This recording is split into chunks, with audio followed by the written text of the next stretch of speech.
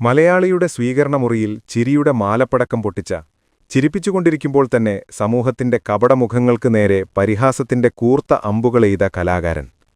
ശ്രീനിവാസൻ എന്ന പേര് കേൾക്കുമ്പോൾ മലയാളിയുടെ മനസ്സിലേക്ക് ഓടിയെത്തുന്നത് വെറുമൊരു നടന്റെ രൂപമല്ല, മറിച്ച് നമ്മുടെ വീട്ടിലെ തന്നെ ഒരു അംഗത്തിന്റെ, അല്ലെങ്കിൽ നമ്മുടെ തന്നെ കുറവുകളെ തമാശയിലൂടെ കാണിച്ചു തരുന്ന ഒരു കണ്ണാടിയുടെ രൂപമാണ്.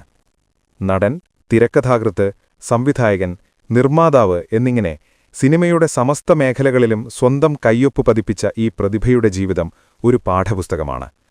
കഠിനാധ്വാനത്തിന്റെയും നിരീക്ഷണ പാടവത്തിന്റെയും ആത്മവിശ്വാസത്തിന്റെയും കഥയാണത്. കണ്ണൂരിലെ തലശ്ശേരിക്കടുത്തുള്ള പാഡ്യം എന്ന ഗ്രാമത്തിൽ 1956 ശ്രീനിവാസൻ ജനിച്ചത്. ഒരു സാധാരണ ഇടത്തരം കുടുംബം. അച്ഛൻ അധ്യാപകനായ ഉണ്ണി ഒരു കമ്മ്യൂണിസ്റ്റ് സഹയാത്രികനായിരുന്നു. അമ്മ ലക്ഷ്മി. രാഷ്ട്രീയ പ്രബുദ്ധമായ ആ ചുറ്റുപാടിലാണ് ശ്രീനിവാസൻ വളർന്നത്. കുട്ടിക്കാലം മുതലേ ചുറ്റുമുള്ള മനുഷ്യരെ നിരീക്ഷിക്കുന്ന സ്വഭാവം അദ്ദേഹത്തിനുണ്ടായിരുന്നു. മട്ടന്നൂർ പഴശ്ശിരാജ NSS കോളേജിൽ നിന്ന് രസതന്ത്രത്തിൽ ബിരുദം നേടിയെങ്കിലും അദ്ദേഹത്തിന്റെ മനസ്സിൽ സിനിമയെന്ന രസതന്ത്രമായിരുന്നു പുകഞ്ഞുകൊണ്ടിരുന്നത്. അക്കാലത്ത് കണ്ണൂരിലെ രാഷ്ട്രീയ നാടകങ്ങളും സാംസ്കാരിക കൂട്ടായ്മകളും അദ്ദേഹത്തിലെ കലാകാരനെ ഉണർത്തുന്നതിൽ വലിയ പങ്കുവഹിച്ചു. സിനിമയോടുള്ള താൽപ്പര്യം വീട്ടിൽ പറഞ്ഞപ്പോൾ അച്ഛൻ എതിർത്തില്ല. അങ്ങനെയാണ് ചെന്നൈയിലെ ഫിലിം ചേംബർ ഇൻസ്റ്റിറ്റ്യൂട്ടിൽ അദ്ദേഹം എത്തിച്ചേരുന്നത്. അവിടെ വച്ചാണ് ഭാവിയിലെ സൂപ്പർ സ്റ്റാർ രജനീകാന്തുമായി അദ്ദേഹം സൗഹൃദത്തിലാകുന്നത്. തന്റെ കറുത്ത നിറമോ രൂപമോ സിനിമയ്ക്ക് അനുയോജ്യമല്ലെന്ന ബോധ്യം അദ്ദേഹത്തിനുണ്ടായിരുന്നു. എന്നാൽ അഭിനയത്തിന്റെ സാങ്കേതിക വശങ്ങൾ പഠിച്ചെടുക്കുന്നതിൽ അദ്ദേഹം കാണിച്ച മിടുക്ക് ശ്രദ്ധേയമായിരുന്നു. കഠിനമായ ദാരിദ്ര്യവും അനിശ്ചിതത്വവും നിറഞ്ഞ ചെന്നൈ നഗരത്തിലെ ആ ആദ്യകാലങ്ങൾ പിൽക്കാലത്ത് തന്റെ തിരക്കഥകളിൽ സാധാരണക്കാരന്റെ കഷ്ടപ്പാടുകൾ ഇത്ര തനിമയോടെ ആവിഷ്കരിക്കാൻ അദ്ദേഹത്തെ സഹായിച്ചു. 1976 P.A. ബക്കർ സംവിധാനം ചെയ്ത മണിമുഴക്കം എന്ന കലാമൂല്യമുള്ള സിനിമയിലൂടെയാണ് ശ്രീനിവാസൻ വെള്ളിത്തിരയിലെത്തുന്നത്. പിന്നീട് ചെറിയ വേഷങ്ങളിലൂടെ അദ്ദേഹം മുന്നേറി. തുടക്കത്തിൽ ഒരിടത്തും അദ്ദേഹത്തിന് സിംഹാസനങ്ങൾ ഒരുക്കിയിരുന്നില്ല. പക്ഷേ തന്റെ ശൈലിയിലൂടെയും ഡയലോഗ് ഡെലിവറിയിലൂടെയും അദ്ദേഹം സംവിധായകരുടെ ശ്രദ്ധ പിടിച്ചുപറ്റി. KG ജോർജ്, സത്യനന്ദിക്കാട് തുടങ്ങിയ പ്രതിഭകൾക്കൊപ്പം ചേർന്നതോടെ ശ്രീനിവാസൻ എന്ന നടന്റെയും തിരക്കഥാകൃത്തിന്റെയും സുവർണകാലം ആരംഭിച്ചു. 1984 ഓടരുതമ്മാവ ആളറിയാം എന്ന ചിത്രത്തിലൂടെ അദ്ദേഹം തിരക്കഥാകൃത്തായി. പിന്നീട് മലയാള സിനിമയുടെ ചരിത്രം തന്നെ തിരുത്തിക്കുറിച്ച എഴുത്തുകളുടെ പ്രവാഹമായിരുന്നു. നാടോടിക്കാറ്റ് എന്ന സിനിമയിലൂടെ അദ്ദേഹം സൃഷ്ടിച്ച ദാസനും വിജയനും മലയാളിക്ക് വെറും സിനിമാ കഥാപാത്രങ്ങളല്ല.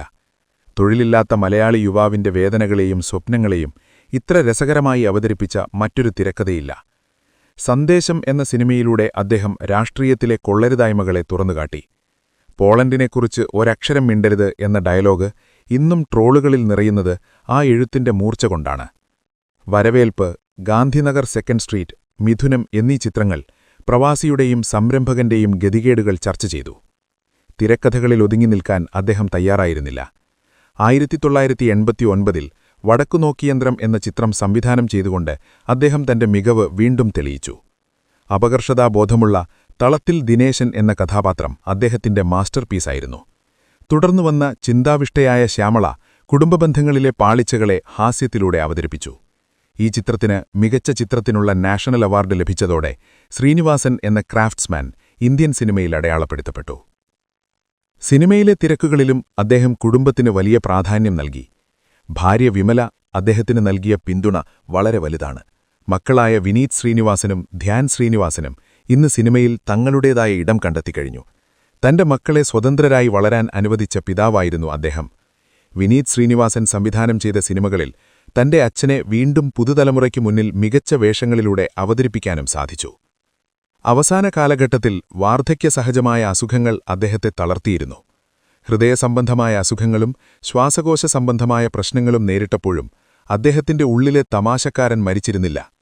ആശുപത്രിയിൽ കഴിയുമ്പോഴും നഴ്സുമാരോടും ഡോക്ടർമാരോടും തമാശകൾ പറഞ്ഞ് തന്റെ ശാരീരിക വേദനകളെ അദ്ദേഹം അതിജീവിച്ചു. ഒടുവിൽ മലയാള സിനിമയുടെ ഒരു വലിയ അധ്യായത്തിന് തിരശീല വീഴുമ്പോൾ അദ്ദേഹം ബാക്കിവെച്ചു പോകുന്നത് കോടിക്കണക്കിന് വരുന്ന മലയാളികളുടെ ചുണ്ടിലെ ചിരിയും ഹൃദയത്തിലെ സ്നേഹവുമാണ്. ആ പരിഹാസം കലർന്ന ചിരി ഇനിയുണ്ടാവില്ലെങ്കിലും ദാസനിലൂടെയും വിജയനിലൂടെയും തളത്തിൽ ദിനേശനിലൂടെയും ശ്രീനിവാസൻ ഇനിയും നമ്മളോട് സംസാരിച്ചുകൊണ്ടേയിരിക്കും.